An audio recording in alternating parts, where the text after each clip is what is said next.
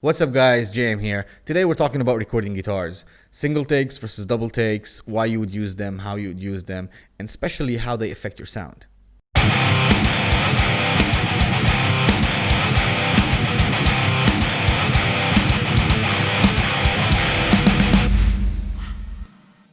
Alright, let's talk about guitars. Recording guitars, why you would single track a guitar, why you would go for double tracking, some people even go for quad tracking, and we'll talk about this in a minute.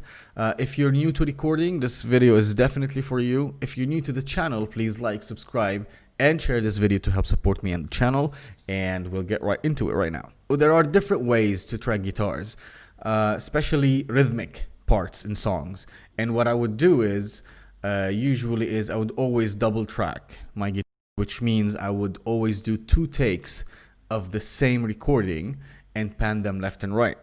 The reason you do that is it creates width, it creates more punch, and the slight differences in performances would give you more energy and more presence in the guitar. Obviously, when you're tracking, there is no human way possible to have the same exact take duplicated twice, unless you obviously copy and paste it. But if you're tracking, there will always be some small nuances, some small differences when you're tracking, and that would help create the effect that we're talking about. So let's jump in here and let me show you what I mean.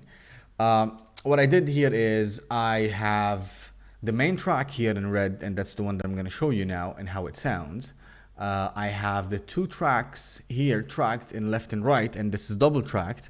And then what I have here is the same track duplicated. So that's copied and pasted. And I'll show you the differences in between all these takes. So the original take is that.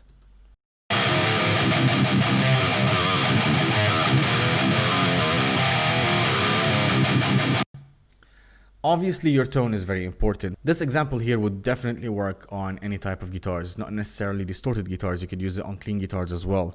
Let me show you the differences. Let's look into that track just duplicated. So this is the track now, only copied and pasted. And what you'd notice is it's just a bump in volume. It's one big mono track, even though they are both panned left and right.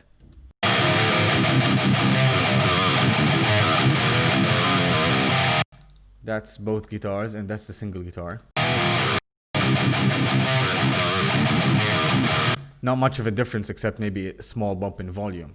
Whereas if we use the double take, which means tracking twice, this is what we get.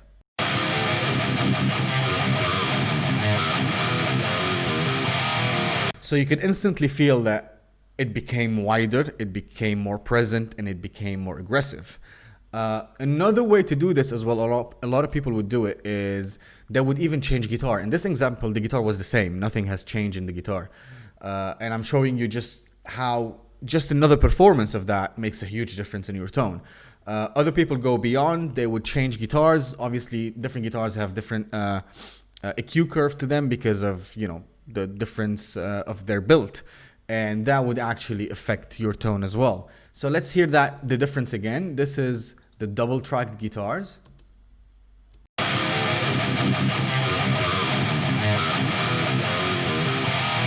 Versus the copied and pasted.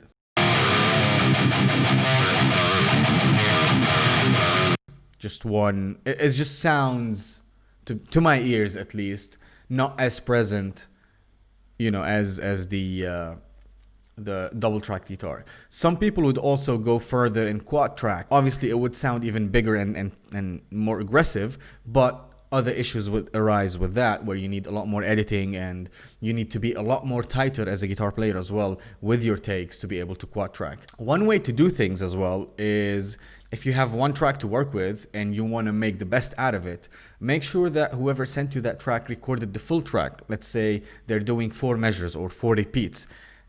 If they did not copy and paste those repeats, what you can do is you can choose one of those repeats and copy it into another track, because that repeat is considered as a different performance, right? So let me show you what I mean. I'm going to delete this here and let's go into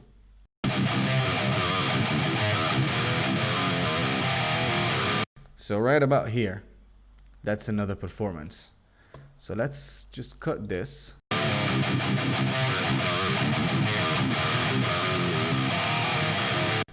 See, right? So, and that's another performance right here.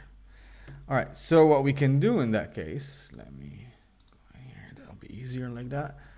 If I put this here, right, and let's duplicate this as well, and let's just use this for the sake of just trying now. Let's do this, right, and I'll duplicate that. Let's hear it.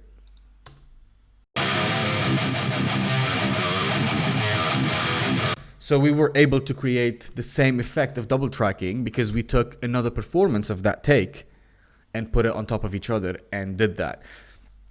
That's a to get around it as well. That's a lazy way as well if you're tracking. What I would recommend is try to get the best takes that you can while recording, double track them all the time.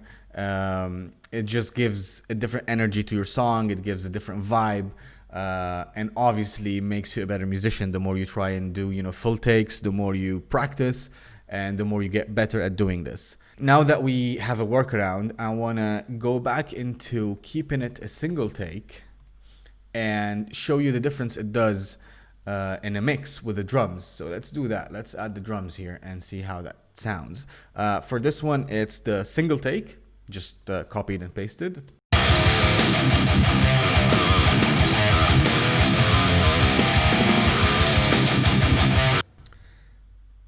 And this is the double tracked take, and listen to the difference.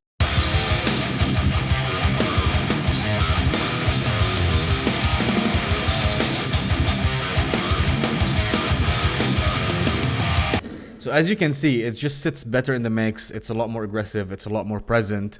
It just gives a whole different vibe to your tracking, even though you're playing the same thing twice. But yeah, that's what I usually do. I would recommend you guys do it. Try it. Let me know how it works for you. Let me know if you guys double track, quad track, or just use single tracking and whatnot. And yeah, happy recording. All right, guys, that was it for today's video. I hope you enjoyed it. I hope you got something out of it. Please like, subscribe, and share this video to help support me and the channel. And I'll definitely see you next time.